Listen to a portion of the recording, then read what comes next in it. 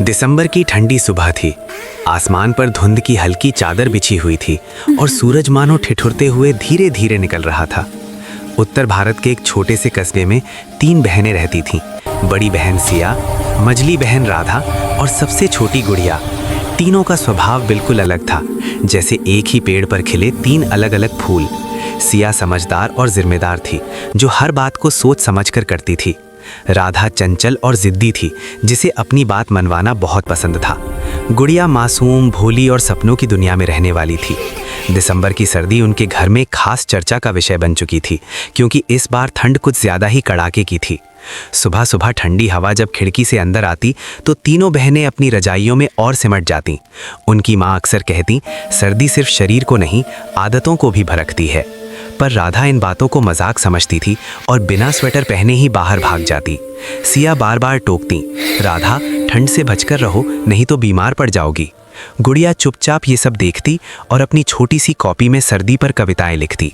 School की छुट्टियां चल रही थीं, लेकिन ठंड के कारण घर के काम और रोजमर्रा की जिंदगी और कठिन हो गई थी। पानी बर्फ जैसा ठंडा था, हाथ धोते ही उंगलियां सुन्न हो जाती। माँ सुबह अलाव जलाती और तीनों बहनों को उसके पास बैठाकर गर्म दूध पिलाती। उस आग की लपटों में सिर्फ गर्मी ही नहीं, बल्कि परिवार का अपनापन भी झलकता था। पर तीनों बहनों को ये एहसास नहीं था कि ये दिसंबर की सर्दी उनके जीवन को एक गहरी सीख देने वाली है। एक दिन अचानक मौसम और बिगड़ गया। तेज ठंडी हवा के साथ हल्की बारिश होने लगी, जिससे सर्दी और भी चुभने लगी। उसी दिन राधा अपनी सहेलियों के साथ खेलने बाहर चली गई, बिना टोपी और मफलर के। सिया ने बहुत रोका, लेकिन राधा ने हंसते हुए कहा, अरे दीदी, मैं कोई कागज की गुड़िया नहीं हूँ। शाम तक राधा को तेज बुखार और सर्दी ने जकड़ लिया। घर में चिंता का माहौल बन गया। माँ ने काढ़ा बनाया, पिताजी दवा लाए और सिया पूरी रात राधा के पास बैठकर उसका ध्यान रखती रही।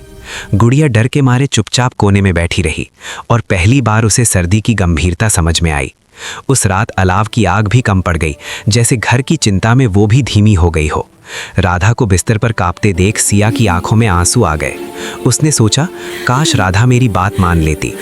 अगले दिन डॉक्टर आए और सख्त हिदायत दी कि ठंड में लापरवाही खतरनाक हो सकती है।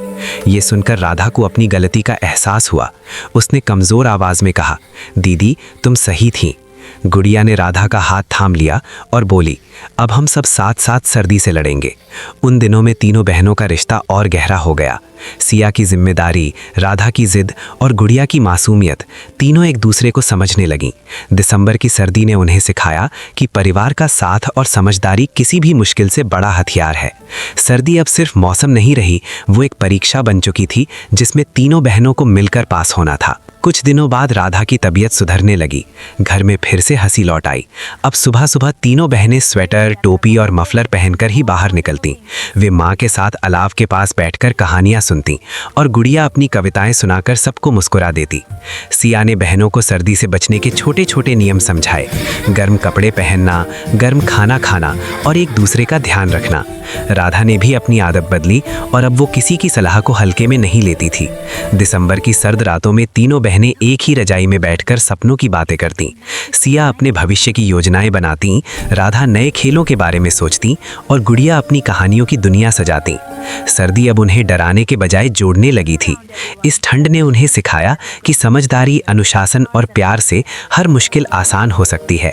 जब दिसंबर खत्म होने लगा और ठंड धीरे धीरे विदा लेने लगी, तब तीनों बहनों को एहसास हुआ कि ये सर्दी उनके जीवन की सबसे बड़ी शिक्षक थी।